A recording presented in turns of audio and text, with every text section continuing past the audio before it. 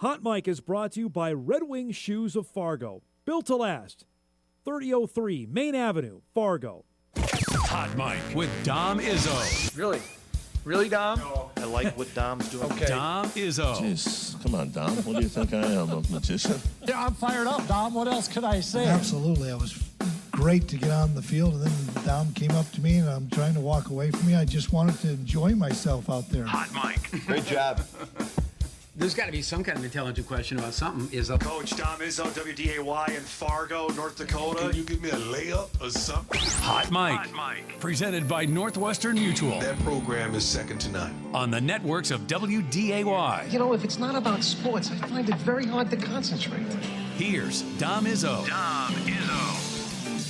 Good Wednesday morning. I've been beating up on the Twins for the last little bit, so why not, on the final day of spring training, show you some goodness here, because they wrapped up Grapefruit League play yesterday facing Boston. There's Austin Martin, who I guess is going to be the opening day left fielder for the team. Make a nice play out there or take a hit off the board. This is what you want to see. Byron Buxton hitting bombs and pants up after our conversation we heard with Corey Provis and Glenn Perkins earlier in the week. That's absolute moonshot to left field. Good to see that. This is Victor Caratini, who they signed as well. That could be catcher / first baseman on the team. That was a moonshot.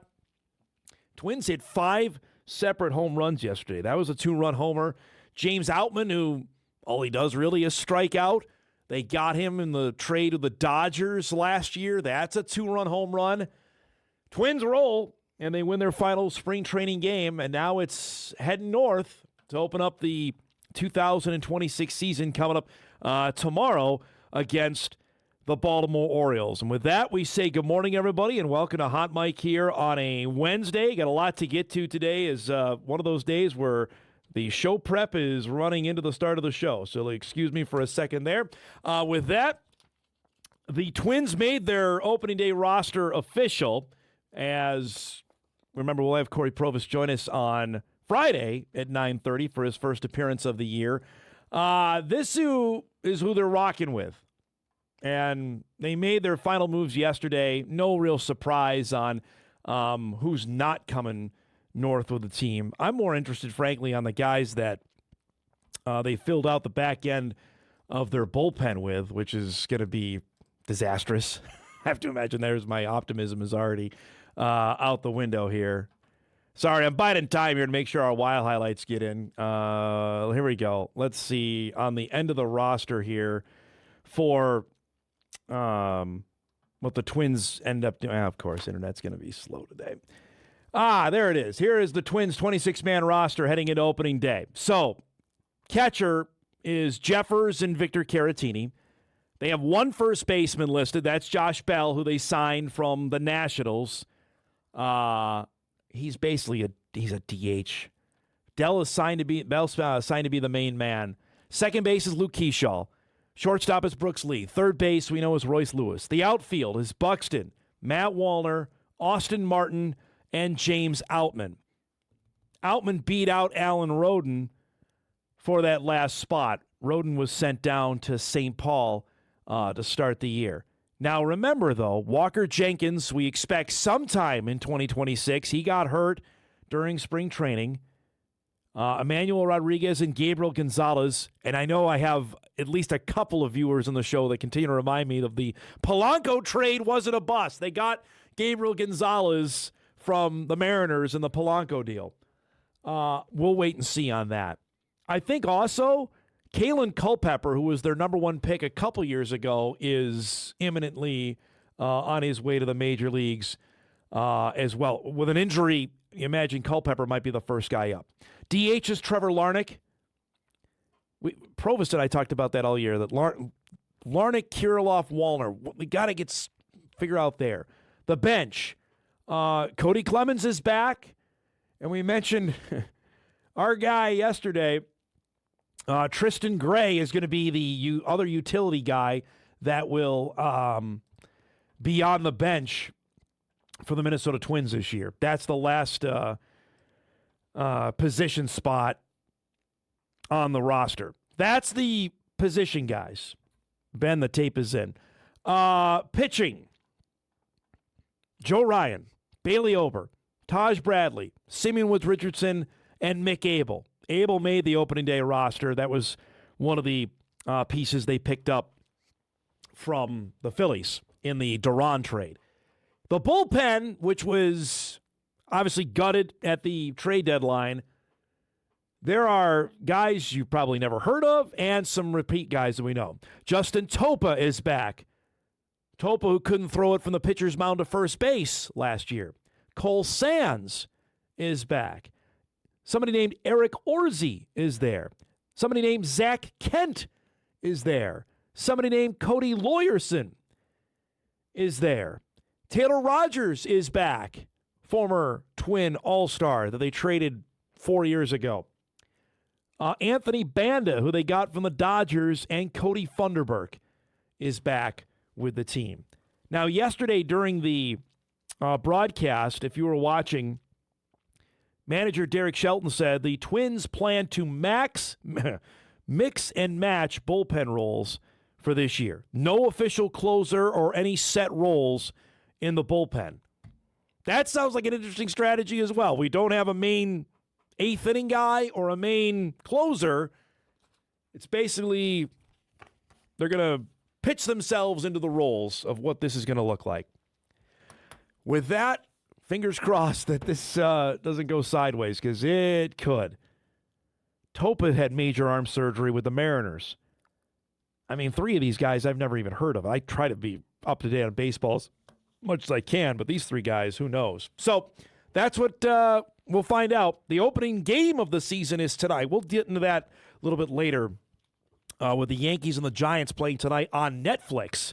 That is where you can find the season opening game of the 2026 season. Twins get going tomorrow, then everybody else jumps in the pond, whether it's tomorrow or on Friday, to open up the baseball season.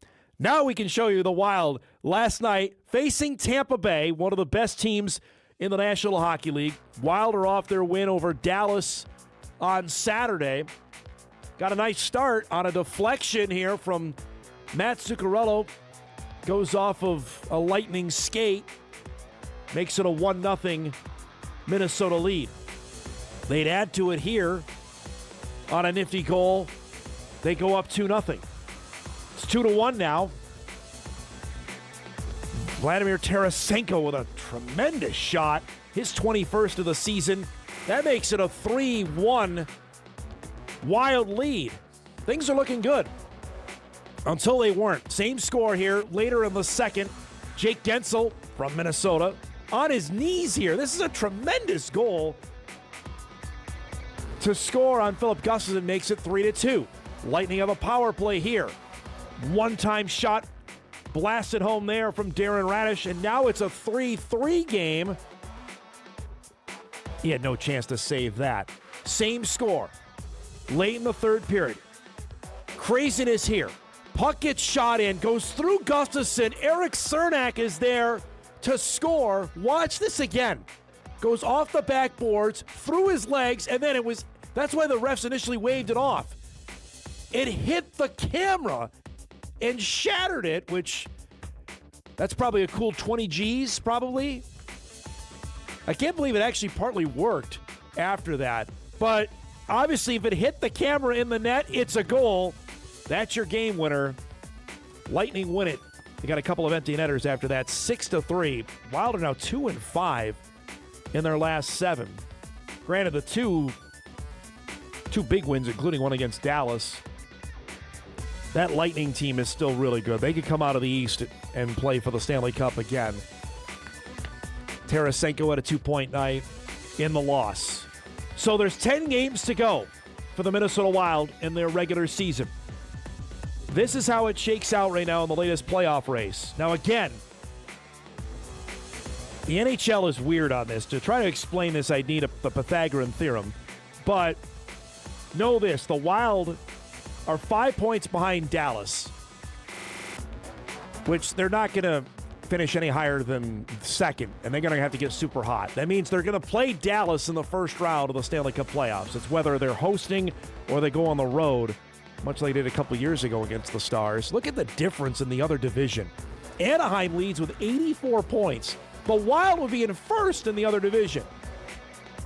With Edmonton and Vegas, Utah and Nashville are in the wild card spots. The top two wild card teams would play the division winners. So Nashville likely is paired with Colorado.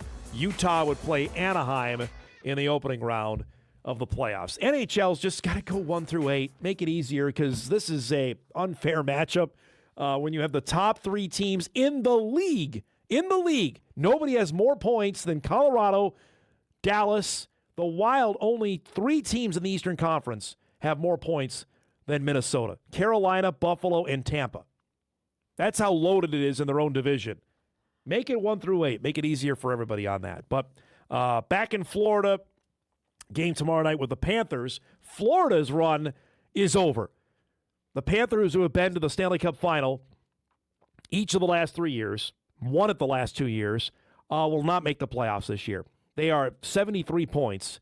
They're 13 back of the final playoff spot. So they won't be going. So we'll at least have a new team on the east side to represent in the playoffs this coming spring. Last thing before we get the show going, the portal is obviously movement in basketball. Yesterday, 2 more Bison announced that they are moving on. One, not surprising. The other, maybe moderately so, only because they've moved already. Max Marley and Emil Skuta announced yesterday that they will be transferring out and moving on. Skuta is going to be now on his 3rd separate school. Marley is as well. Actually, these guys were teammates together once at Central Michigan before they went their own ways. Marley only played in 18 games. He's looking for a chance to play. Skuta, I thought, was a valuable guy off the bench. He turned into a solid role for him, I thought, as a 7th or 8th guy. As probably the 8th guy is when Feddersen, Tay Smith, and then Skuta. Each of these guys have 1 year to play. I thought Emil really showed his value in several games this year. South Dakota State, St. Thomas, some toughness there that I think Dave Richmond really appreciated. And when we had Dave on yesterday, you could sense, obviously, he was frustrated. I don't know if this was in relation to both of these guys' particular moves. I think for Max Marley, he's looking for an opportunity to play. For Skuta, it's probably a chance to play more, which maybe that would have been here, depending on what the Bison men's basketball roster will look like next season, knowing full well now that's 5 that are in. I would tell you, as of now, 4 of them are not surprising. Trayson Anderson is not surprising. Even though it stinks, it's not surprising. Neither is Feddersen, neither is Wheeler Thomas, and neither is Marley. Marley's looking for a chance to play. Skuta, I'd say, isn't that moderately surprising because he had a nice role and maybe bound for more playing time this year. As it is, he will not be coming back. So knowing full well the Bison are bringing in 5 freshmen, you're going to meet one of them coming up later on our show today. But that's the latest. Paul Sather had a great tweet yesterday as well. The sun with a sun rising gif and saying the sun came up. Time to do it all over again. And that's the best attitude to have on this whole thing. He knows better than anybody, considering what he's had to do with the UND men's basketball roster over the last 4 years. We have a packed show coming up for you today. Full guest lineup on this Wednesday, which is brought to us by Northwestern Mutual. Our guy Drew Trafton will join us in just a minute. A tradition unlike any other. We will do our annual predictions of the Major League Baseball season, which are sure to go wrong. We've done that for the last 6 years. We'll do it again here today. That's coming up in just a few minutes. At 9:35, our guy Gaardsy is back with us. Justin Gaard, before he heads to Sacramento, the voice of Minnesota Golden Gopher women's basketball. The Gophers in the Sweet 16 for the first time since 2005. Gaardsy will give us the lowdown on that and match it up with UCLA. A couple other juicy topics with JG at 9:35. At 10 o'clock, we'll head to Henning as the big pep rally is underway. The Hornets are leaving for the state tournament. After that, Randy Misegades will join us on the bus as Henning gets set to head down to Minneapolis for the state tournament. Speaking of the Minnesota State basketball tournament. Max Iversen was sensational yesterday for Maple Grove in their win over Alexandria. A cool 41 for the Bison Signee. We'll visit with him as Maple Grove is into the state semifinals with a shot to maybe win this thing. Maple Grove will play Apple Valley after an upset yesterday in the 4A tournament. So we'll check in with Max coming up before we wrap up the show. That and a heck of a lot more here on a busy Wednesday morning. We'll take our first break. We come back. Drew will join us. The NFL in the news again. Potentially the NFL draft coming to Minneapolis? Question mark. We'll chat about that and a heck of a lot more when we start off Hot Mic right after this. The biggest Seahawks, Sounders, and Mariners fan in the FM area. It's time for Views with Drew. Welcome, everybody, back to our show. Our guy, Drew Trafton, back with us.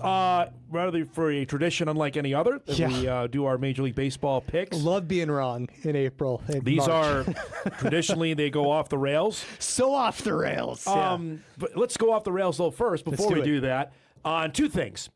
First, the Vikings have floated out the idea of hosting the 2028 NFL Draft.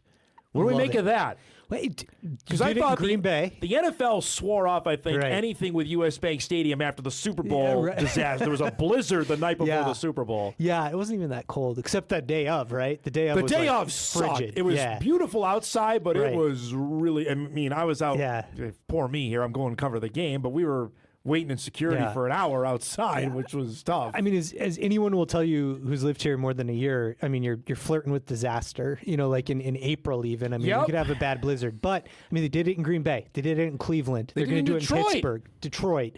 You know, it's like... They did it in Chicago. They're the only NFC North team that hasn't had it yet. You know, so it's to me, it's like, hey, let's do it. Like that'd be really great. I think it'd be really cool. Yeah, I do too. I think... especially around U.S. Bank Stadium, they can make that a really, really big deal. I mean, there's so many really cool like spaces in the Twin Cities that would make that a really, really cool event. Okay, that's topic one. Topic two, because we didn't get into this last week, and you sent me a text, which I appreciate that, that we can maybe change your intro here maybe soon. Maybe. That Seattle looks like it's in the leadoff spot to get an NBA team back.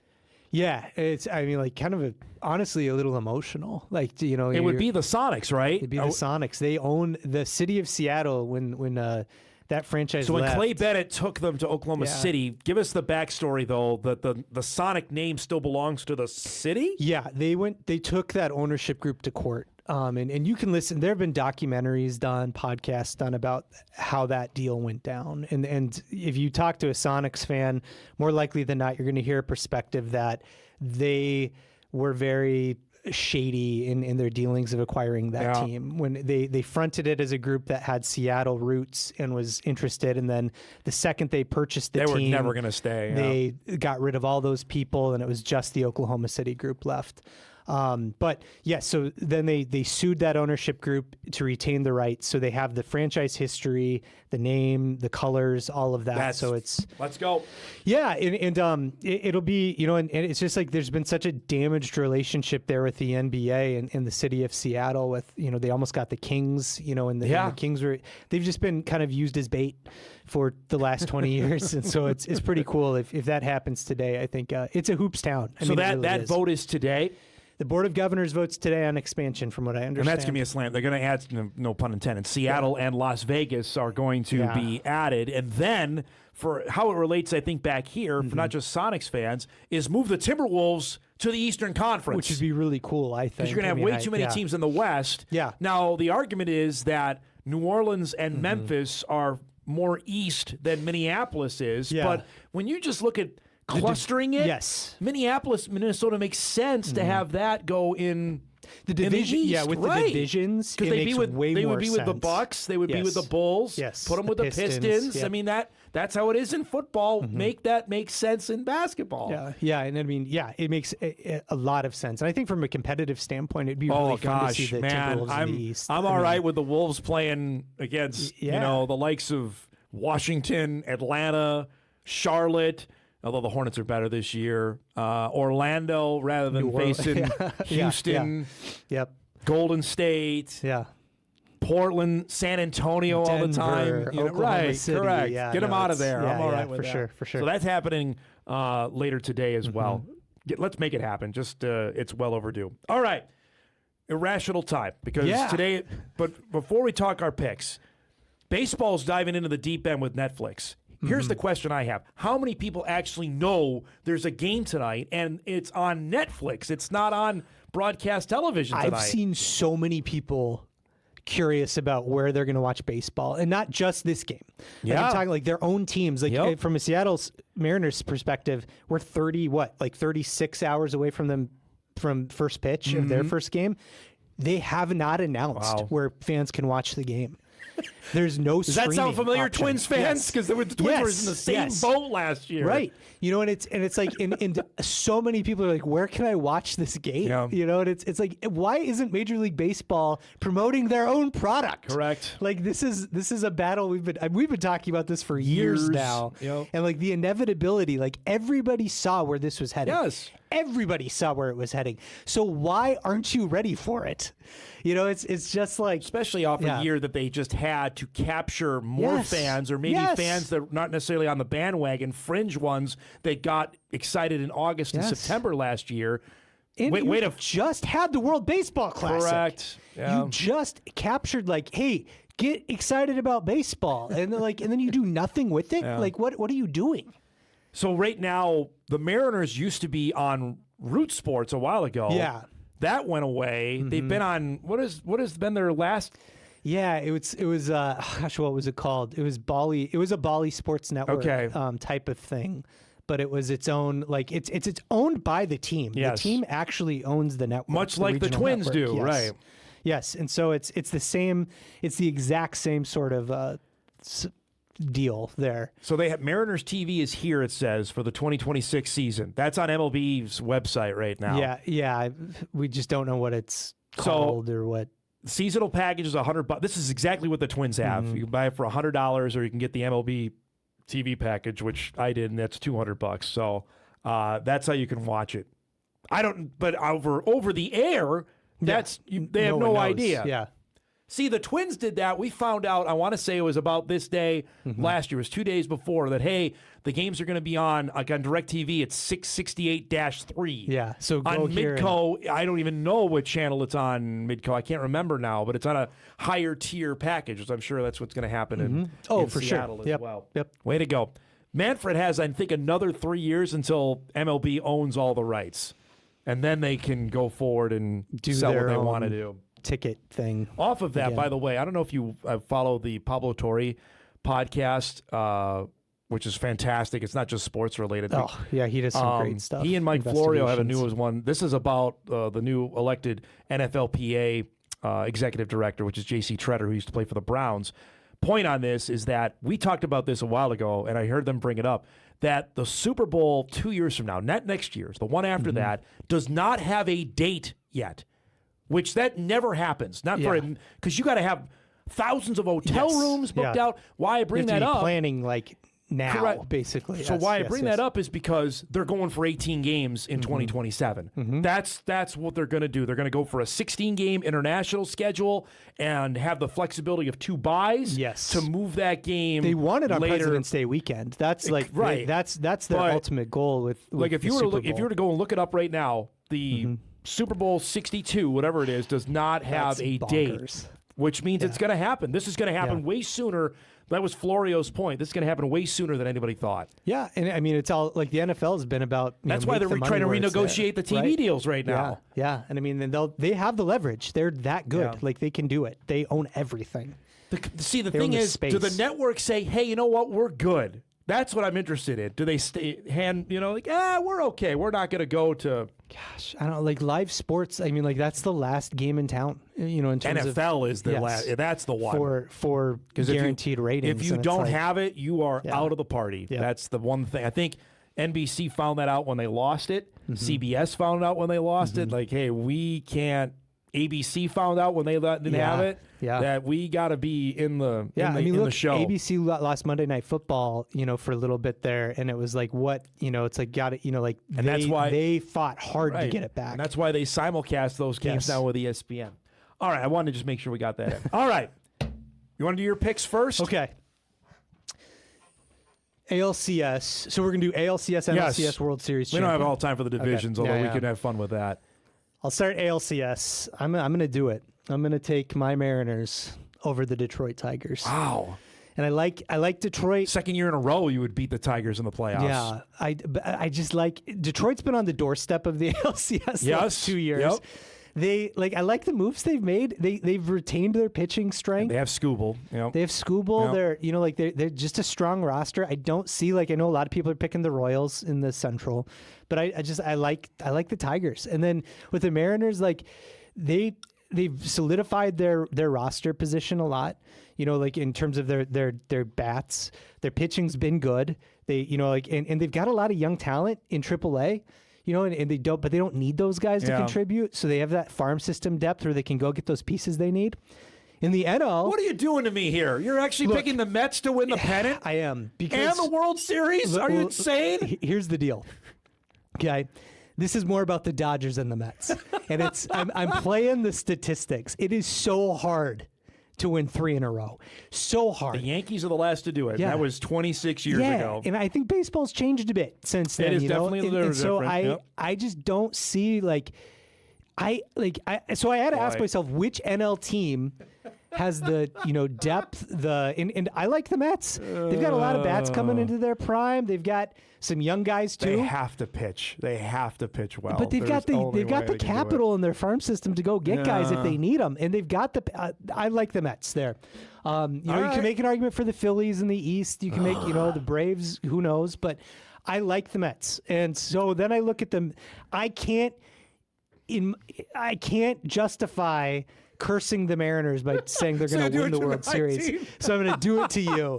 But I also, it's like if there was ever a year for a Wednesday morning hot mic World Series. Oh my gosh. It's this year, I think. So I'm going to take it. I'm going to take the opportunity. Boy, you are appealing to the host by no doubt there. I'm not as optimistic with mine. I do like the Mariners to beat Boston. I've got Seattle over Boston to win the American League pennant. I have the Dodgers over the Mets. I think the Mets are... You gave me that hard of a time. We have 3 of the 4 Sam teams. But I'm not picking my own team to win it. I can't do that. And I think Dodgers Mariners. I think we almost had it last year. Almost. Somebody's got to. They have to beat them. Toronto had its chances in Game 6. I'm never going to get over that. They had them on the 2 ropes. chances in Game 6 to win it. They didn't, and that's the whole thing. Yeah. And look what they added this offseason. They took my favorite player. They took Edwin Diaz now as their closer. Yeah. When he comes out to that music, I'm going to lose it at Dodger Stadium. No, that's... you talk about the Sonics and Seattle owning the rights. Right. Citi Field should own the rights to that, to Timmy Trumpet. That should not be going anywhere else. That is Citi Field's song. Yeah, I like it. I can see it. I mean, you got to beat them to beat them. Here's the thing with baseball, which I love, but who else? I mean, there's no one else in the conversation. You know what I mean? There's 7 teams there, and that's it. Yeah. For the other 23, good luck. Mm-hmm. You know what I mean? Yeah, and take this full circle back where we started with the NBA. One of the biggest arguments against the NBA expanding is this idea of parity, and how they're always to start the season there are 10 teams that aren't going to There's a ton of teams tanking right now in the NBA, and it's in the MLB. It's it's the same thing. It's you go into the season. Do the Rockies have a chance? No. Do the Pirates have a chance with Skeens? No. You know what I mean? It's every 30 years you'll get a Washington Nationals coming back from the dead and winning the World Series. Right. But it's come on, we know what's going to happen here. And we still watch. Yeah. And that's the best part about it. All right, there it is. We will remember this. We'll come back in October. And if can't wait for Orioles over Boston in the AL. If this comes to fruition, that the Mets win the World Series, man, there's going to be some serious car tipping over in South Morehead. I can only imagine. They might have to put an EAS alert out. All right. Good to see you, my man. Thanks for coming by. Drew Trafton joins us each and every Wednesday at 9:20. Good stuff there. We try to cover a bunch of topics. Let's break. We come back. JG will join us before he heads to Sacramento. The Gophers are going to Sacramento in the Sweet 16. Justin Gaard on the other side of the break when we come back after this. Welcome back, everybody. This is video from 2022 at the Shack when the University of Minnesota came up here for a game with North Dakota State. You're seeing one Amaya Battle score there, who was just a freshman then for a Minnesota Gopher team that the Bison actually beat that night. And there's still some pieces left, Battle being one of them, with the game winner on Sunday to send the Gophers off to the Sweet 16 for the first time in 21 years. The man who calls Gopher women's games, I got to meet JG in person that night. Justin Gaard joins us, getting ready to take the Big Bird to Sacramento for the Gopher game with UCLA. I thought of that, JG, after seeing the highlights. I was calling our own game when I saw Maya Battle hit the game winner. I'm like, she was great that night in Fargo, and she stuck it out. I know you mentioned it on your broadcast. Her, Mara Braun were part of that amazing class with Lindsay Whalen, and that's the ultimate payoff of what happened on Sunday. Yeah, I remember that night as well, Dom. Good to be back with you. And Mara Braun didn't play that game, if I remember. Correct. She had a foot injury, not the one that would put her out for I'm trying to remember. Yeah, that was a long time ago. I'm Yes. getting old. But I remember my partner, Lynette Showquist, thought I was like the biggest celebrity in the world because I had you coming up to say hi to me. Jack Michaels came and sat by us. You know, we had everybody. All my Fargo broadcast buddies kept coming over and saying hi. She's like, who is this guy that I'm working with? Like, I'm huge. I'm huge in the Red River Valley. I don't know what to tell you. But, yeah, it does tell you. I've thought a lot about that, too. And that's the cool part about this team, just their progression, and it's rare. We talked about it a couple of weeks ago, and we were talking about the Bison women's team kind of having the same thing going with players developing throughout the program, sticking around, and having a great season. So to have that payoff and that to be Amaya Battle's final shot at Williams Arena to send them to the Sweet 16 for the first time really since they were born, pretty cool. Pretty cool stuff. You're there. Give us the what it was like after that shot went in. Just it seemed like Williams Arena exploded. Yeah, the pop is fun. That's what the kids say. The pop from the crowd when you hear it on all the highlights. And I've been telling this, and you probably can appreciate this. Like, I don't think I got to enjoy it as much. I have a great picture of my family that I'll send you. They are a complete mess. They happen to be sitting on the baseline there right in front of where Amaya shot. And two of my sons, my daughters, we can't even find her in the screen. My wife, you know, it looks insane, and so does my dad. But you know this, like, I'm trying not to, throw up on myself and make sure that we get all the particulars, let everybody know there was still time on the clock. That's the one regret. Yeah. Like, you want to send them off. It's just an epic deal. There's still 0.8 seconds left, and they actually, Ole Miss got a really good shot and almost made it. But I tried as the weekend went along, and I've heard a lot of my Big Ten brethren. I did a podcast with some of them yesterday because the crowds all over the country have been awesome. Great. Yep. Michigan had a great crowd. UCLA had a great crowd. Even like the level above, Iowa City, we know always has a great crowd. We all tried to take it in as much as we could because it's just so cool to be in that mix and to feel what the crowd is feeling. And it was, even on Friday afternoon, Ole Miss is playing Gonzaga. They played at 2:30. The Gophers played Green Bay at 5. As I'm walking in at 1 o'clock, there's already a couple thousand Gopher fans just hanging around and being ready to go. So the NCAA tournament just brought a different level of intensity and energy and emotion and fandom. And so I tried to take it in. I tried to take the headset off as much as I could because I just wanted to feel it. And everybody watching has probably been to Williams Arena at least once, right? It's a 98-year-old building. So I think everybody at some point knows what it was, whether it's a state tournament, whether it's when you came down to watch the Bison play or North Dakota, whatever. So I think everybody kind of has a perspective of what that building can be at its best, and it was at its absolute best on Sunday, certainly on Sunday, but on Friday too. It was fantastic because I heard a lot of noise up this part of the world, JG, like, why is the boys tournament being pushed back and all this, and the Gophers go and then do what they did, and just makes it, to me, I would push the high school boys season even later anyway, so you don't have to worry about it, frankly, because the Gophers might be doing this a heck of a lot more over the next few years.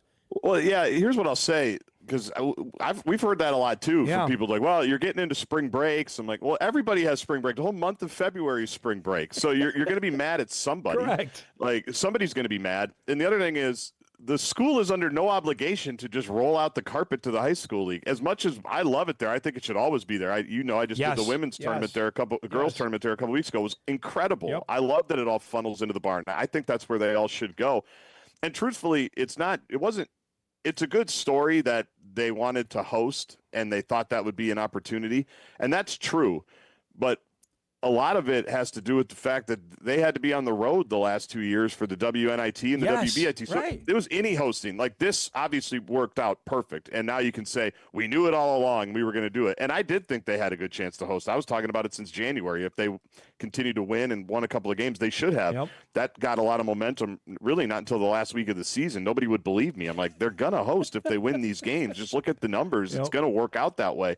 But I can tell you that the first kernel of the state tournament being moved around a little bit, it was either on a bus in Toledo, Ohio, or Springfield, Missouri, as we were tracking the WBIT last year. That's because they couldn't host until the quarterfinals when they played Gonzaga. And I think even the game against NDSU a couple years ago in the WNIT, that was the last game they hosted there. So whatever tournament, they should have the ability to have their own building. Right, it's their place. It's their ball. It's their place to play. They should have the right to. Frankly, I mean, you know maybe better than I do. I think after I visited with the Stefanowicz family from Minnetonka after they loved Williams Arena. I said, would you prefer Target Center? And they said no. There was that game between, it was Wayzata and Minnetonka a couple years ago in the state championship. It was packed, Guardsy. So I think there's more people that want to play at Williams Arena than they do Target Center anymore. I think that went away for a long time, and that actually probably hurt the Williams Arena perception for a while, frankly, because going back to, and there's been some games at Target Center this week, obviously, and there will be moving forward, but yeah, it's great because if you get 8,000-9,000 people in there, even if you get 5, it just sounds different. And I'm old enough to go to state tournament games when I was a kid. I told you before we started, I watched Max Iversen's dad play in a state tournament. That was actually back at the St. Paul Civic Center years ago. I think it was the Civic Center. Yeah, it would have had to have been. That's how old I am. I don't think it would have been the X. But, yeah, the barn, it's great that we can have the state tournaments there. I think we should always make accommodations for it. But there does have to be some give and take. All right, who matches up with Lauren Betts on Friday night? It's a heck of a question. Nobody knows. I mean, nobody has for 2 years. Yeah, right. It's been interesting. I've been telling this story. And really, they played them twice in the last 2 years. Once was out at Pauley last year, and the Gophers did everything they could to limit Lauren Betts, which I think is a sound strategy. However, it just opens it up for everybody else, and you're basically hoping nobody else makes shots when you do that. And they have so many players that can make shots, including Gianna Niepkins from Duluth, who played at Utah for 4 years and then just transferred there. She's been a big piece for them. And then this year, I about a week after when Gophers were playing in Iowa City, we're courtside there, and Jan Jensen and Don Plitzowite were talking, and Iowa had just gotten off the West Coast road trip. Minnesota had just played the California schools at the barn 2 weeks before that. And Jan Jensen was talking to Don and saying, gosh, you guys just played UCLA so well. Like, we had so many problems with them. I'm so impressed with how you guys played them. The Gophers still lost by 18.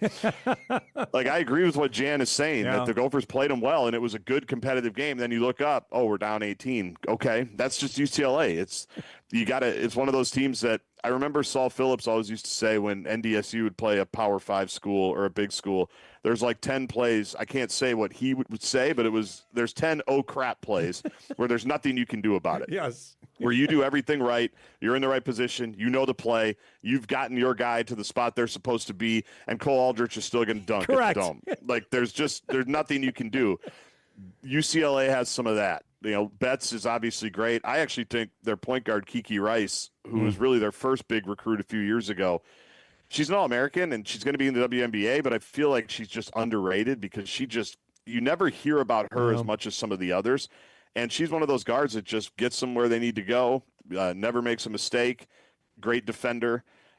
So I've been saying you can't fake your way into an Elite Eight. You're going to run into somebody. You can't fake your way into a Sweet 16. You're going to run into somebody. So what a cool opportunity, though, to go out there and have this game on a Friday night. What are you hearing, Gopher fan-wise, of making their way to Sacramento? I don't know. I know that the people that usually put together the charters, and the first one sold out. Now, that's not a whole plane. That's not like they grabbed a 180-seater and said, we're going. Yeah. As everybody knows, it's not the greatest experience flying at the moment. Nope. Number one, in security, although it's good here in MSP. That's what I hear. Number two, everything's just so expensive. Like, first thing my family said to me, Dom, after I went down to the court after the game was, we have to go to Sacramento. I said, well, then get on Venmo and get some money, because this is not going to work. We can't do it. So I think it'll be solid. I don't think it'll be, taken over. The whatever they call the building, the old Cow Palace. I don't think they'll be taking it over, but I know a good portion of the crowd that made it to the barn on Wednesday this last weekend was certainly thinking about going. But Sacramento, not the easiest place to get to in the world. No. So we'll do our best. I have to tap into your Wolves fandom here for a minute. It looks like Shams was reporting that the NBA signed off, it looks like, on exploring to give Seattle and Vegas expansion franchises. Does that mean we can start now the campaign to get the Wolves to the Eastern Conference? Are you in favor of that? Oh, certainly. Yeah, the campaign that's been going on since Kevin Garnett played here, right? Because the West has always been such a bear. It's correct. Just always, and obviously things ebb and flow. And that, I think, is the next logical step. I do think when Shams originally kind of reported that a week or so ago, I think the follow-up was there are going to be some teams moving. Yeah. And then that my favorite thing when this happens now is everybody becomes Lewis and Clark in terms of the map. They're like, well, who's further east? It should be Memphis and it should be New Orleans. Minnesota's west. Never mind that they're like 10 minutes from Milwaukee, Chicago, and Detroit, and it's like the perfect cluster for a division. But everybody gets out their Rand McNally map and starts going down the list on how far things are. It's like, guys, this is too easy. Everything clusters right here. Right. It would be great. I know, obviously, they'd love it. I know, the Wild even loved when, they used to be in the Northwest Division for hockey. Oh, and that yeah, meant that's they were right. going out to Vancouver and Calgary and Denver, like your closest. So when they moved into the Central, playing Chicago, playing St. Louis, playing Dallas, Nashville. It's much easier in terms of the travel. So I think you will see that for sure. And I think that makes sense. And I think both those cities make sense to expand to. I think it's going to be great for the league. That's been the worst kept secret in the last decade, that Seattle was going to get a team back and everybody's going to Vegas now. So yeah, that will be nice. And selfishly, I'll love all the 6 o'clock start times on the East Coast, because Dan and I will be out earlier. We'll be out 30 minutes earlier, and I'll get to have dinner with my family more nights than I have right now. That's all it's about. It's about us. There's no doubt. Correct. Everybody's worried about how it affects our lives. Last time you were on, I believe we were in the middle of the Spud to Gopher train, and then it became complete that Jet Feeney from Moorhead completed the trifecta. So give us the reaction for Gopher football fans. They got all 3 of the Spud standouts. Yeah, it's great. Yeah, and I even texted you that day because it was that day that he committed, right? Yes. We were talking about it.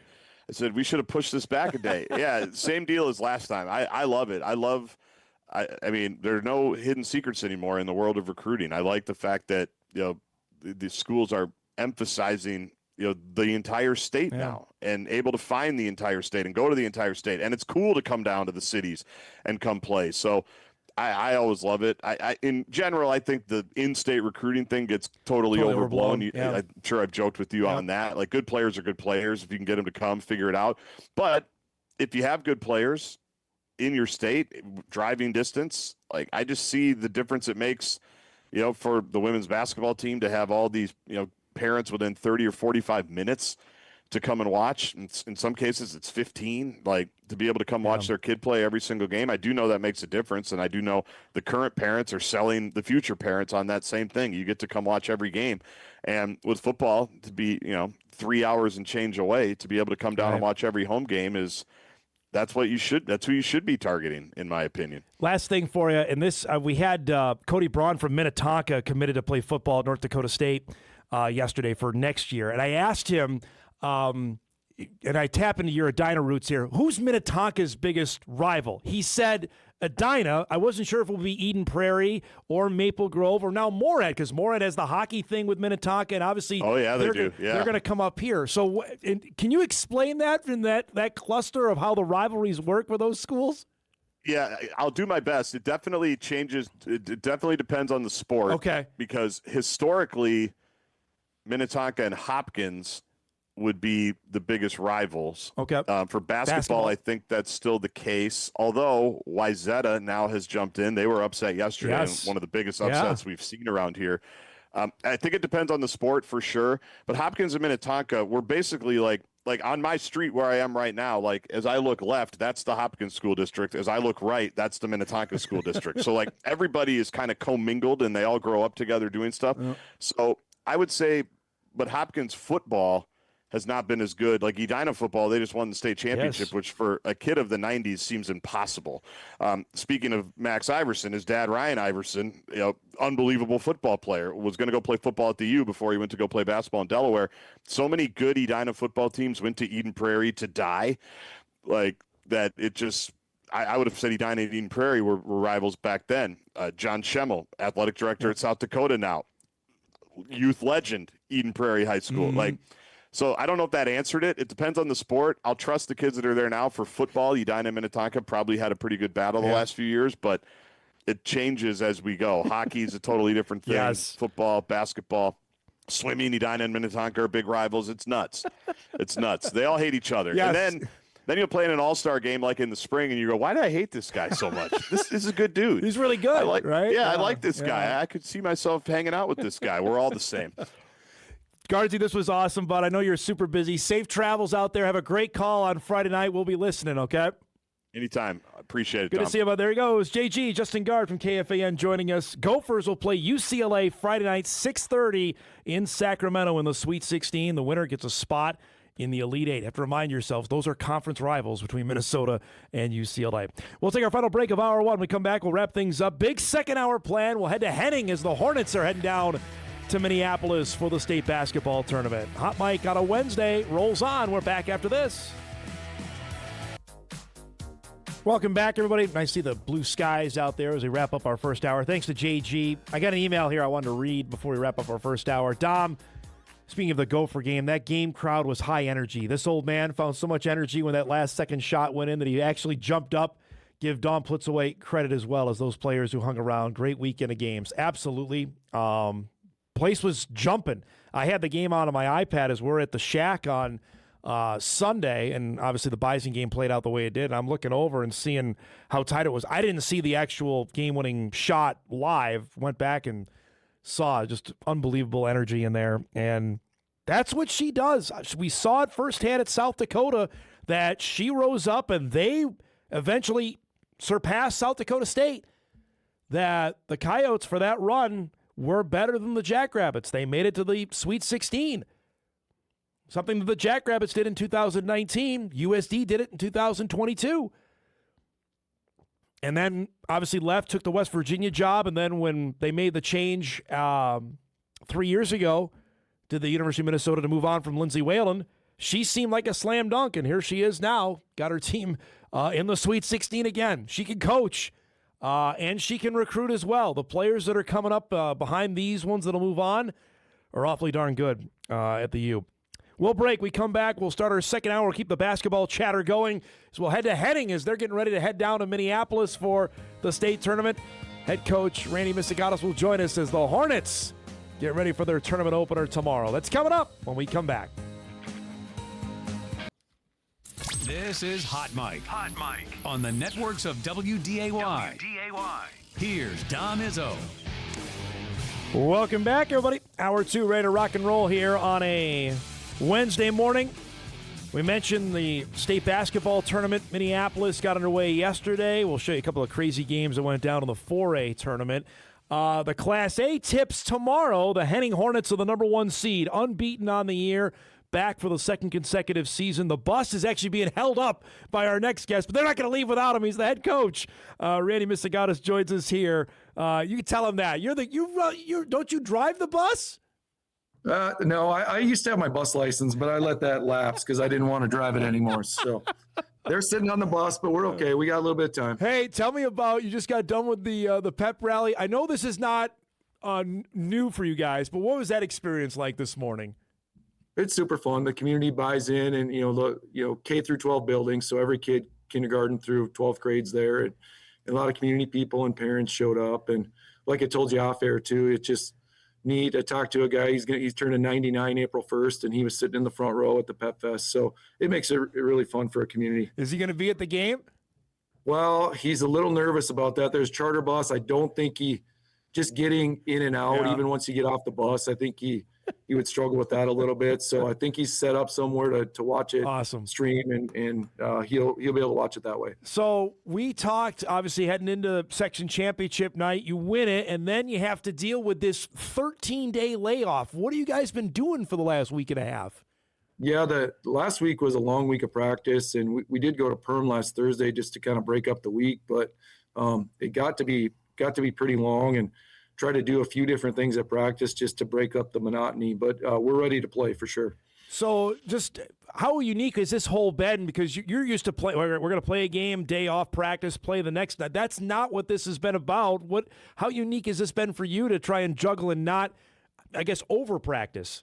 Yeah, I mean, it's kind of a fine line. Last week we went pretty hard just because we felt like we had to, and then this week we've been able to back off a little bit. But you have whatever 10 days off, 12 days off, whatever it is, and then we're going to play 3 straight days. So even though we didn't really talk about those other teams with the kids as coaches, we've been watching some film and preparing for any possible opponent throughout the 3-day tournament. So you found out it's going to be Uppsala here playing tomorrow. What do you know about them, and what's the preparation been like for the game for tomorrow? Yeah, Uppsala's been on a roll. They haven't lost since the middle of January, I don't think, and so they kind of had a couple mild upsets maybe to get out of their section, but they're deep. They play 10 guys. They want to play fast, so our depth will be challenged a little bit, and they're really aggressive. So we got to do our best to stay out of foul trouble, and hopefully we'll be in good shape. To have the experience, Randy, of last year of making it, how much do you have that in the back pocket? Like, all right, guys, this is nothing different venue, or actually different venue, but we're used to being down there. Yeah, I mean, we played our first game at Target Center last year, and so that'll be good. But the reality is, like I told you, before, most of our guys didn't play varsity, or at least not very much. So they're kind of new to it, but they've also been around it. So I'm hoping we can just relax and play and play to our potential. I know it's always a great following you have, and you mentioned earlier about the pep rally. I want to go back to that night at Concordia a couple weeks ago. It was just fantastic. Just you have a chance to even soak it in and look around before the game, like, man, this is pretty darn cool. Yeah, it was fun to be there early, and then we had so many Henning people showing up before they even had the ticket table out. So it filled in pretty well, and Park Christian brought a good crowd too, so that was a fun night. To have that kind of, I mean, literally, I think they opened up the doors a half hour before they were supposed to, right? Yeah, I think they did, yeah. What is this like for you, this trip down? We're looking at video? Are you relaxed on the trip down on the bus here? Well, I think most of our prep work has been done already. And then, especially for the first game, we just go play the game now. And then when we get back to the hotel each night, we'll kind of, sit down and coaches, we kind of divvied up the possible opponents. So we'll see who we play and have a team meeting and then get ready to go again the next day. Got a couple last things here before I let you go, and I really appreciate you doing this. The Mr. Basketball finalists are out. Your son is on there. Just as a dad, what does that mean to you? Yeah, I mean, that's pretty incredible for him to be top 5, with a bunch of Division I kids, honestly, on that list. Yeah. And that just doesn't happen in a small school. But he's had a really great year, and as his dad, pretty proud of him too. Just a great kid on the court and off the court, and definitely the leader of our team. Well, I keep hearing a couple different guys that are at state that are Southwest recruits. So you got there's some dudes coming to Marshall next year, huh? There's some dudes. It's going to be no joke. Luke Roshan is a point guard on Goodhue's team. Yep. He's going down there. Talon Witt from Alexandria. They got beat yesterday, but Tal had a really good game, and that's. Kale's been talking to those guys a lot. So, those are 3 guards that they're going to have to compete to play. But, hopefully at some point they're all on the floor together. Last thing, bud, I really appreciate this. You got the first game tomorrow. You like that? Is that a thing, no thing, kind of a thing for the 11 a.m. tip tomorrow? I think it's fine. I mean, it's really a nice thing if you win, of which I'll be in a lot better mood if we win the game. And then we can watch the next game and see our opponent. Yeah. But if we lose, I might have a different answer for you next week. But I don't mind it. I think it's fine. We're going down today, and we'll be up early tomorrow and shoot around before the game and go from there. Thanks so much for doing this, bud. Get on that bus. Have a safe trip down there, and good luck tomorrow, all right?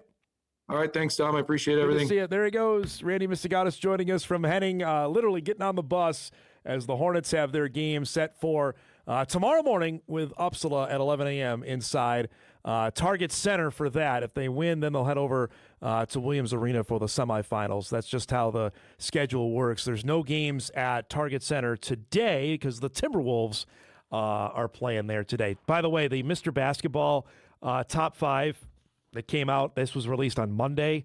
Nolan Anderson from Wayzata, who's going to go play at Minnesota. Cal Misegades is going to play basketball at Southwest State. Jaden Moore from Hopkins. Deron Russell from Waseca. He's actually playing football at North Dakota State. We've had Deron on a couple of times. And then Christian Wiggins from Wayzata, who's going to Iowa State. Other than that, not too bad. For a Class A kid to be in there, as his dad mentioned, with basically all 3A, 4A guys, that's really, really impressive. So congratulations to Cal on that. That's really big-time stuff. Email came in right before we started our interview with Randy. Some Bison football news to share that we have broken, but now confirmed from the school. I don't know if we need the breaking news sound or not. We can go without it. But NDSU announcing they have confirmed that the Bison football game on Labor Day weekend next year of 2027 against Montana State at Allegiant Stadium in Las Vegas will remain as scheduled. We had talked with Matt Larson about that. I believe the last time we had Matt on the show, we were in Sioux Falls, and I asked him about the Vegas game, and he said we want to keep that on there. Had to work through a couple things, namely with ESPN, because I'll give you a little bit behind the curtain on this, that the game is controlled by ESPN. It's an ESPN events game, but the game is being played in basically Fox and CBS TV territory because the Mountain West doesn't have any contracts with ESPN. They have their deals through Fox and CBS. So basically, North Dakota State had to go through, and potentially ESPN, to go through with Fox and the Mountain West, and I think the Mountain West was helping them out with this, to say, hey, we scheduled this before. We'd like to keep this. Can you help us out? And clearly that happened. Because the email continues, the matchup, which is part of the 2027 Vegas Kickoff Classic, operated by ESPN Events, was originally announced last August. We broke that story prior to NDSU's invitation to the Mountain West. Game date, time, and broadcast have yet to be announced. The 2027 Vegas Kickoff Classic also includes the Battle of the U between Miami and Utah, which is scheduled for Saturday, September the 4th. So, a couple of things on this. That's the Bison FCS game next year is Montana State. Let's just set that for a second, that's who North Dakota State's FCS game is going to be, because the Bobcats look like they are the prohibitive favorite to win a second consecutive championship in the FCS this coming fall. I really think it's Montana State against the field in FCS this coming football season. Second, we don't know the date of this. I would anticipate if the Miami-Utah game is on that Saturday, that the Bison are going to play on Friday. They could play Thursday. Could be Thursday, could be Friday, could be Sunday. They're basically at ESPN's beck and call on that. I know that North Dakota State is trying to get a home game before that as well, because that's the season will start, I believe, in 2027. They're going to get the green light to start earlier on that. But we also know Sacramento State is a home game, a non-conference home game in the 27 schedule. So as you're starting to piece it together, we know that they already have one G6 home game with Sac State lined up, and now they have a neutral site game with Montana State as their FCS opponent. I would assume they're going to try and get another G6 home game. They're going to try, because you got to have 6 home games, right? And who knows what the turnout will be, because obviously now the Bison will be in Vegas back-to-back years. They're going to Las Vegas this year for the game with UNLV, and they'll be there next year. Now, there's no guarantee in how the schedule works, by the way, that who you host in the Mountain West well, automatically you'll go there next year and vice versa. That's not how the scheduling matrix works with that. So just file that away as well. And then you cannot ignore the last piece of this is the financial part of it. NDSU is scheduled to get $1.2 million for this game. That alone was going to make this game on the schedule.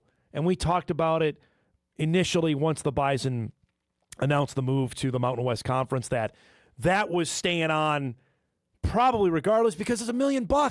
And if they can't get a Power 4 game, which again looks iffy for 2027, I'm not going to say it can't happen, but dates are really slim to come by even for 2027 at this point, that's the kind of payday you get for a Power 4 opponent. You've already got it, then you got to make sure that stays on the schedule. And that's what happened. So the Bison will still play Montana State in Vegas over Labor Day weekend. One of those days, whether it's Thursday, Friday, I can't imagine they play two games in the same building on one day. So I would think it's either Thursday, Friday, or Sunday are the days that the Bison will play that game against Montana State. But it is remaining on the schedule. It was confirmed earlier this hour by Matt Larson and NDSU, something we reported on a few weeks ago that was trending in that direction, that it was going to happen. So you could start getting your plans together for that. And again, we have no idea what Montana State's going to look like, if Viggs is still going to be there. I would imagine, and also the part of this, the more fans that come, the more money each team could potentially make out of the deal. That's baked into the contract, much like the game at U.S. Bank Stadium was, that more fans that came allowed North Dakota State to pocket more of the revenue from it. Same thing here. Now, will 30,000 fans go there? I don't know about that. It's a 65,000-seat stadium in Vegas. I think there's certainly going to be a large turnout of fans this October. Whether that's 10,000, that's a lot of people. I mean, we could see it 2 weeks from now with UND's hockey team. If UND is able to navigate its two games in Sioux Falls, where's the Frozen Four this year? It's in Las Vegas. We've already seen UND's fan base go in droves out there twice over, when they played the Gophers once and when they played Arizona State the other time. Imagine that. And now that's over a 3 to 4 day period if you win.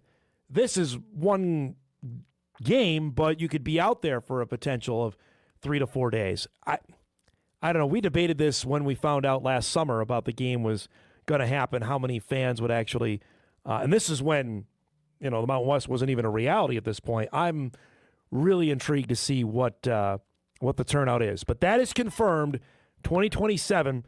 Not necessarily the season opener. It could be. We'll find out more about that as it goes along. But know this, the Bison will be playing in Las Vegas Labor Day weekend, 2027 against Montana State. Let's break. We'll get back on schedule here. We come back. We got to show you what happened.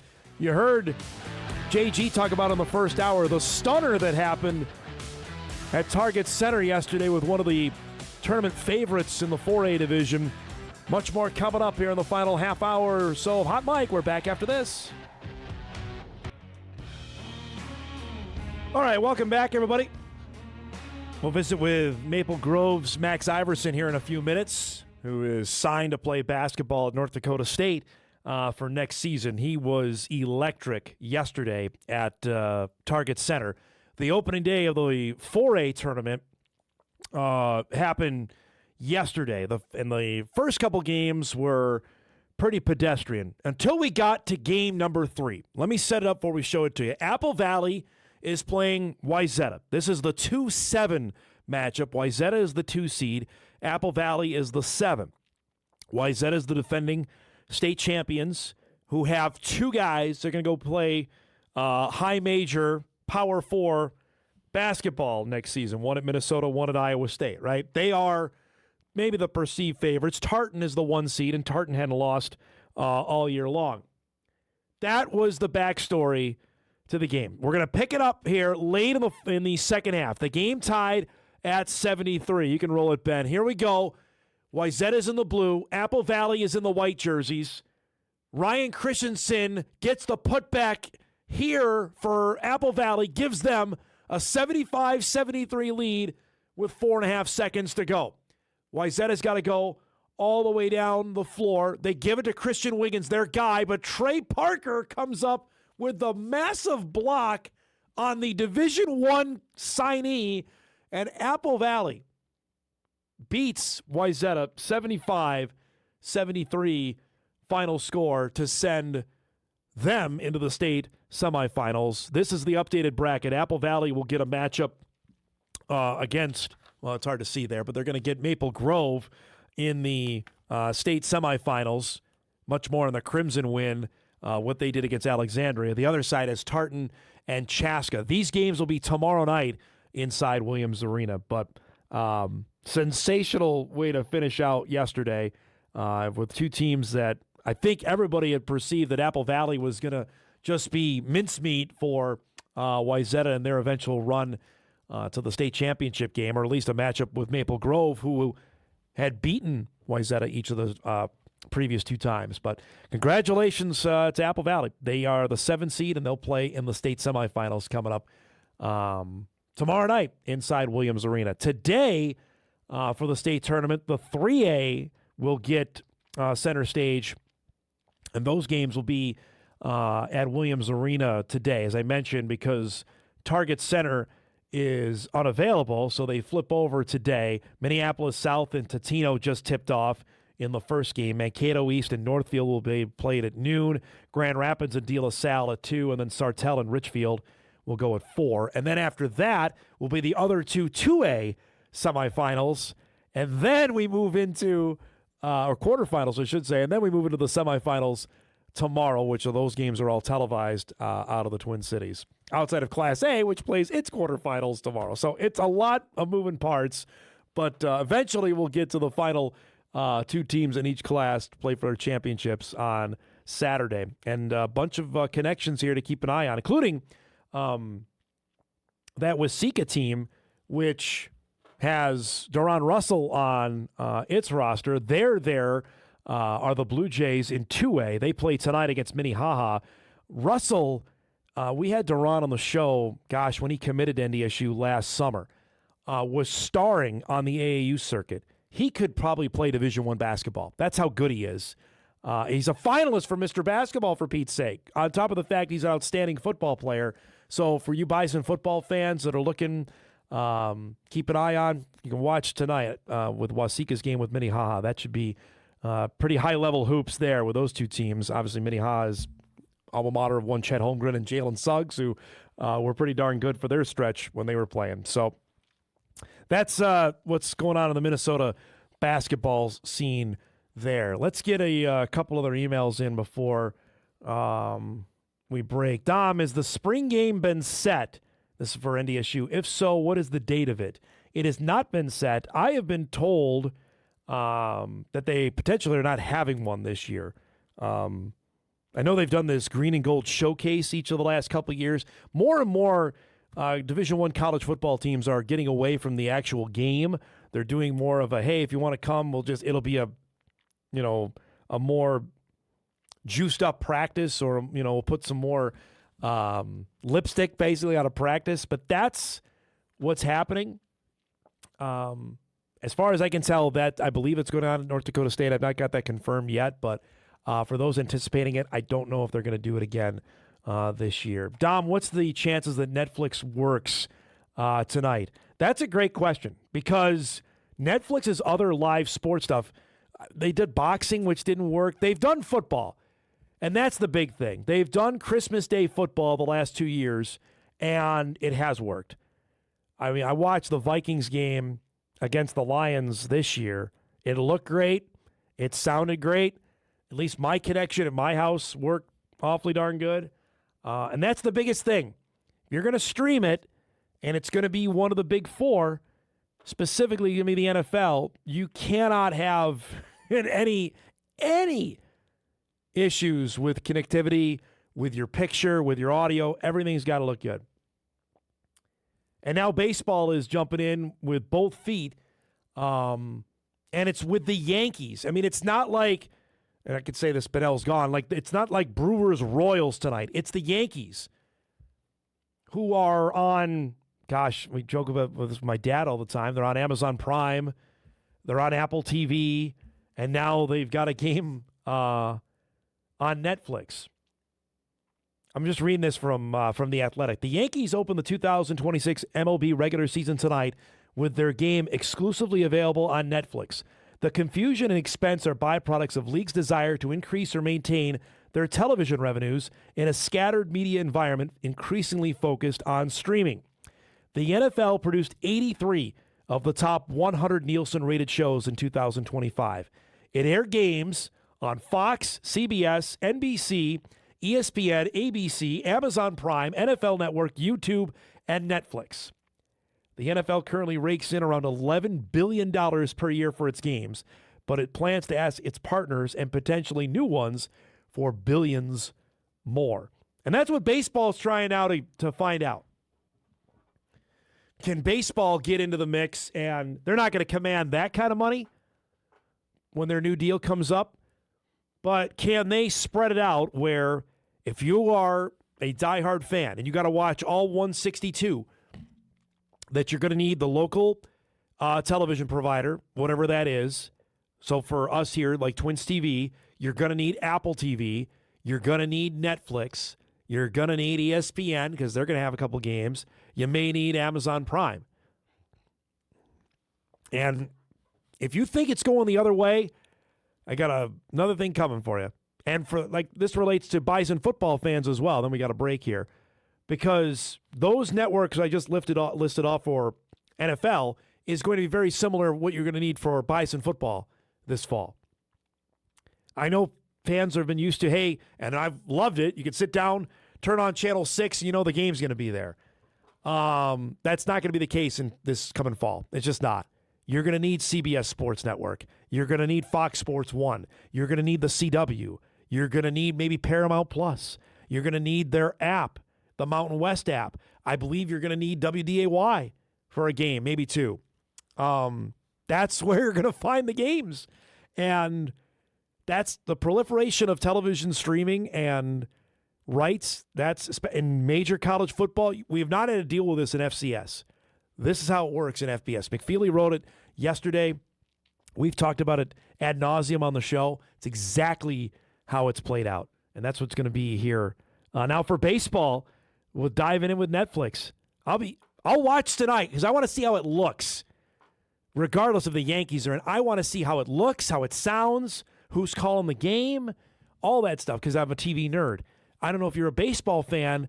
Is it enough for you to say, well, I got to have Netflix because I want to see it? We'll find out. Let's break. We come back. You'll meet one of NDSU's incoming signees. He's already signed to the dotted line. Max Iversen off a 41-point performance at the state tournament yesterday in Minneapolis. That's coming up when Hot Mike returns after this. Welcome back, everybody. This is video from yesterday's Alexandria Maple Grove game. Number 4 is Max Iversen, who has signed to play hoops at North Dakota State next year. He was electric yesterday. Maple Grove scored 82 points. Max had 41 of them in their victory to send them on to the state semifinals. We had Max on last spring when he initially committed to North Dakota State. He was at Delano then, transferred, moved up a class to Maple Grove to play in the top level, and man, as it benefited him. He officially signed with the Bison in November, so he's coming to Fargo, and he's more than excited about that. You'll hear about that in a second, about the opportunity for him to be a Bison. But first, he's got some unfinished business here. He thought his Maple Grove team was going to be facing Wayzata. We showed you, though, the Trojans got stunned by Apple Valley, so it'll be Apple Valley and Maple Grove in a state semifinal coming up tomorrow night. I had a chance to visit with Max this morning. The Crimson are practicing as we're on the air, so I had a chance to visit him before the show. Started off, obviously, with how he scored 41 yesterday against Alexandria. I know I was nervous. Everybody says it's always harder to shoot on the target center. So first shot in warmups was rough, but then after that I got my legs under myself and warmups felt great. And then I saw my first one go in, and that was big for me too. So it was just awesome. Once I hit that first one, it kept going, kept flowing. Teammates found me, coaches put me in good spots. So it was perfect right from the start. You had a couple, I think, from like the logo of the T in target center, man. Just when you're feeling it, is it like, hey, just give me the ball? Yes, I mean, and it's so different too because like you think that's your 3-point line, the NBA one. So, but like I this week I practiced a ton from deep because I knew I would be probably accidentally shooting those deeper ones. But no, I was definitely ready, and it felt perfect. It felt great. So. We were talking beforehand about playing Alex again. What was this knowing you were going to get him? And then, all right, because the first game probably seems like it was 10 years ago compared to what yesterday was like. Yeah, no, it's definitely been a while. We're a lot better now. They got a lot better. They got one of their star players back. So, they play that 1-2-2 zone, and we struggled with that the first time. So our coaches put a ton of great stuff in for that this last week, and we executed it perfectly in the game. And obviously it helps that we all were shooting great. And we all found each other. We got hot. We rebounded really well. I think we almost doubled their rebound. So that was the game changer for us as well. You're a little surprised. I mean, I don't follow it as closely as you're in it, but with Wayzata losing, you're getting Apple Valley tomorrow because I think everybody assumed that Wayzata was going to win that game. Yes, it was giant upset. I mean, no matter what, we'll be ready for whoever we got, but totally was not expecting that. Defending champs, we're the only team to beat them this year, so that was super shocking to the basketball world here in Minnesota. So, I mean, having that go down, I'm assuming everybody was expecting you guys to collide again. Now, have you played Apple Valley this year? Or is this a brand new opponent? Yeah, we have not played them yet this year. We actually played them last year. First round of state, and we ended up winning by I think 20. But they got a ton of returners, they got experience, so they're definitely a dangerous team. Anything can happen. It's March and in the state tournament. So I know you've played AAU, you played some big venues, but you played at Target Center. You're going to play at the Barn tomorrow night. What's this like, man? Just to senior year to soak this in. It's great. I mean, I wanted to go out on a bang, right? Leave it all out there, and I think we're playing our best basketball at the best time. So it's an awesome feeling, and it couldn't happen at a better time. I think Coach Richmond told me yesterday he was heading down that way. Do you know, were they there? Did you get a chance to interact with them at all yesterday? I couldn't after the game because Target Center, it's all weird. You got the tunnels behind the gym and all that, but I'm pretty sure he sat by my mom, and I bet that was very fun and entertaining for them. So. How much, I know you're in the submarine, man, but how much were you following what the Bison did this year? Every game. That was awesome year. Fun time to watch them. It was fun. They got to play Izzo and Michigan State first round. Not the result they wanted, but still, it's just such a fun experience. And, winning the summit, it's fun. Glad to be a part of it. We talked obviously when you committed and then when you signed. So give us like the life update. What has it been like after now it's signed, sealed, delivered? You're coming up here this summer. Well, I mean, now I'm 6'6", 215, so that's a lot better. No, I'm just kidding. But no, it's been great. Since last time I've been on this, I'm now at Maple Grove, made that transfer. We've had a great year. It's been fun, been working out. I'm so pumped to get up to NDSU. I believe that's like sometime in June. So I can't wait. I mean, I don't want the season to end. I want to keep playing, but once that is over, I got something even better to look forward to. So that's always nice. Have they gave you a map out like for weight training and stuff when basketball's done, or does that happen when you get up here? Yeah, nothing. I haven't heard nothing about that yet. I'm guessing, once the season's over, I'll probably hear more about that. But I'm definitely excited to put some more weight on myself and get a little bigger, and it'll be fun. So a couple of years ago, Andy Stefanos was in the same boat with Minnetonka when the whole thing. I know. I mean, it's a different deal. You thinking, hey, let's do this all over again myself to wrap this up and then go off to college? Yeah, I mean, I always tell people like, hey, last time at NDSU Gaard was in the tournament, they won it all. So, but no, yeah, that's definitely my expectations to bring home Maple Grove's first ever state championship, which would be awesome. But that'd be awesome. Ending your career on a state championship, then going up NDSU, that'd be great. That'd be a great way to go.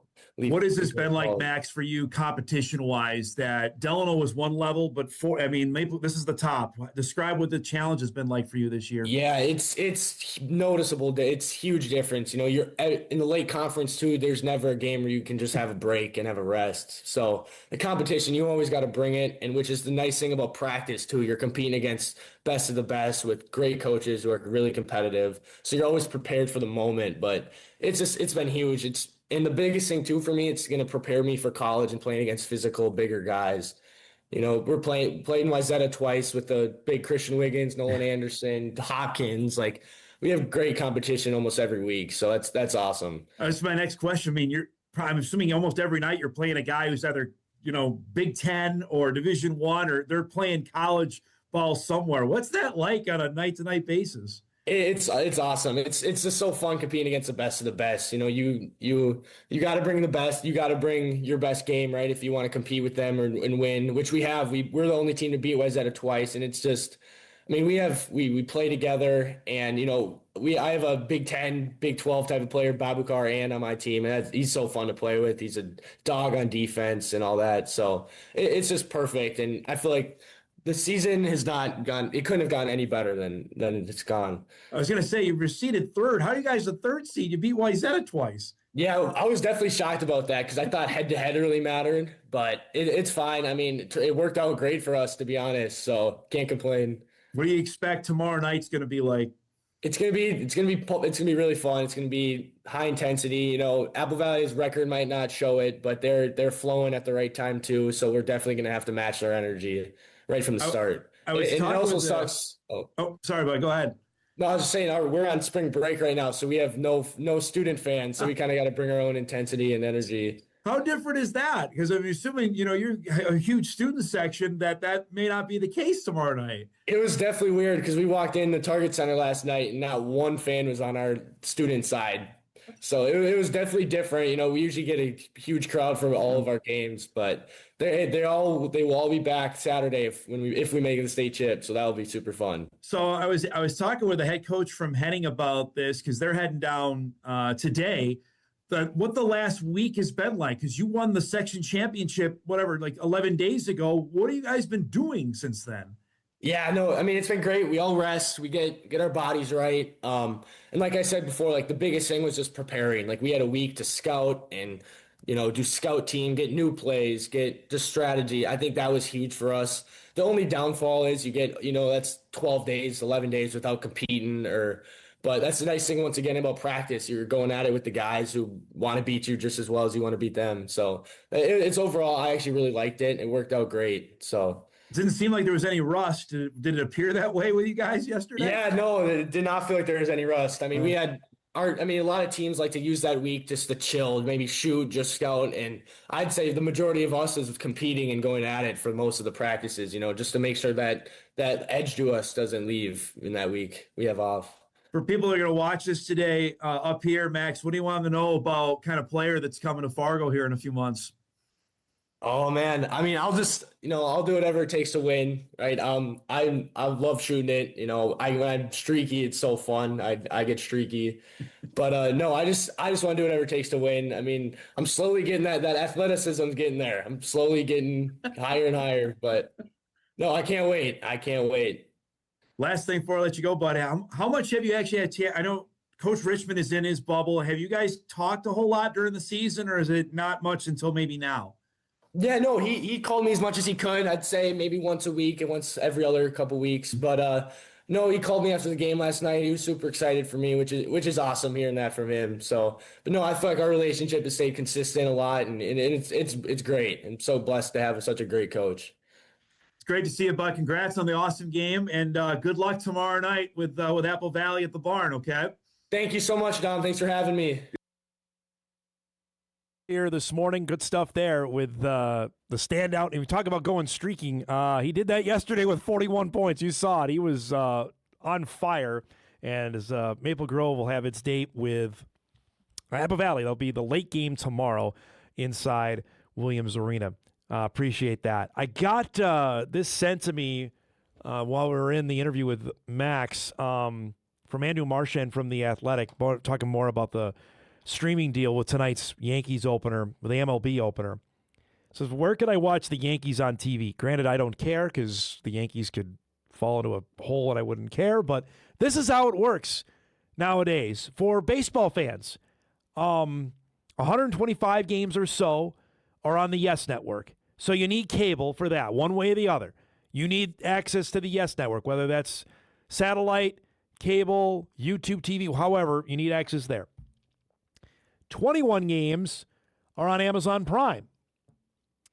3 games will be on NBC or Peacock. 1 or more are going to be on ESPN. 1 on ABC. 6 on Fox. Couple on FS1. 4 on TBS.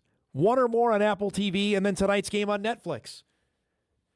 That's 1, 2, 3, 4, 5, 6, 7, 8, 9, 10. 10 separate outlets.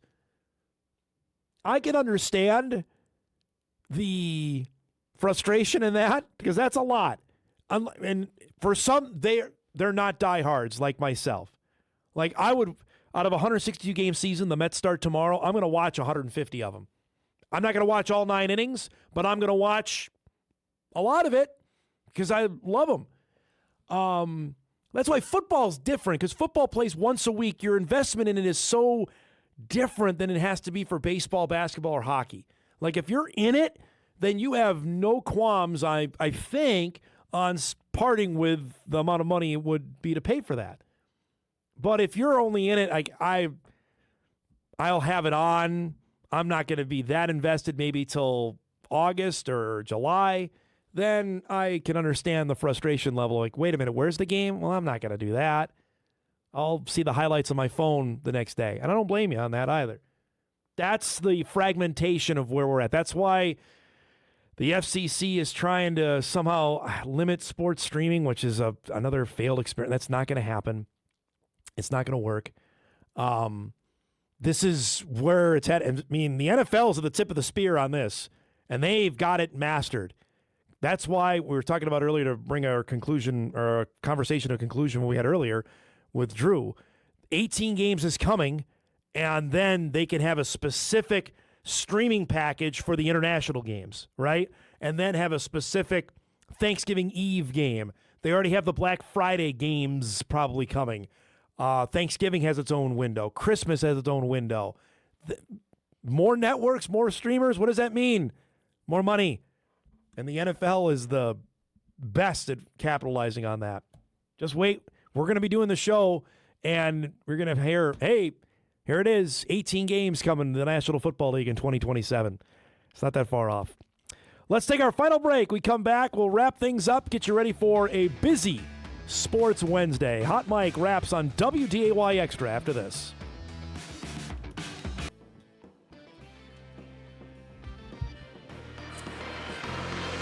All right, wrapping things up here on a busy Wednesday, already halfway through the week. Tomorrow, we will be checking in Sioux Falls. I feel like I just left there in the Premier Center. Tomorrow, the NCAA hockey tournament gets underway. University of North Dakota will be hosting tomorrow night against Merrimack, against the Warriors. We'll check in the Premier Center, which has got to be overjoyed. I know people were on pins and needles when we were down there for the Summer League basketball tournament if UND was going to make it, knowing full well the crowd that would follow.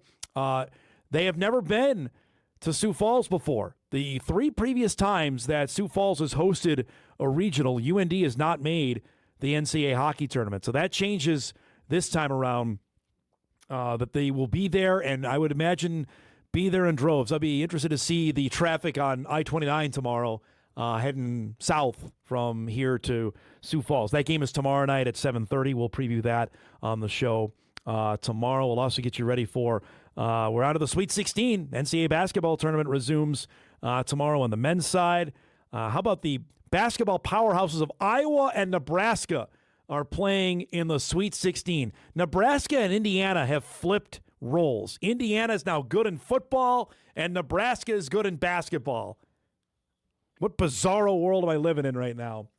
Let's do some what to watch before we get out of here.